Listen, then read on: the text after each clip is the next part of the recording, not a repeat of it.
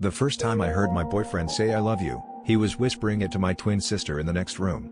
I was supposed to be asleep, but I woke up thirsty and padded down the hallway, only to freeze outside her door.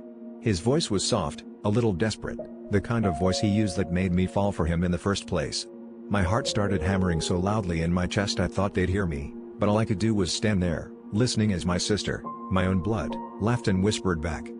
The next morning I watched them at breakfast, pretending not to notice how her hair was still damp from his shower, or how he kept glancing at her when he thought I wasn't looking.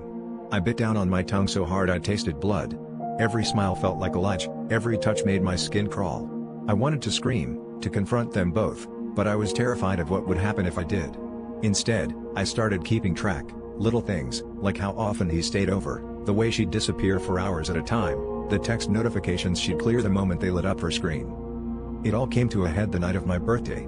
He showed up late, holding a cake he'd clearly bought last minute, and she was already drunk, clinging to him and giggling like she'd never even met me. When I finally snapped and demanded to know what was going on, they denied everything, called me paranoid, jealous, crazy. My sister actually cried, swearing up and down that she'd never betray me, and I almost believed her until I saw the way he squeezed her hand under the table. The real twist? I didn't leave him. I couldn't. Not because I loved him, but because I couldn't stand the idea of my sister winning, of her having something I couldn't keep. So I stayed, letting the secret rot us both from the inside out, pretending everything was fine while all three of us drowned in our own lies.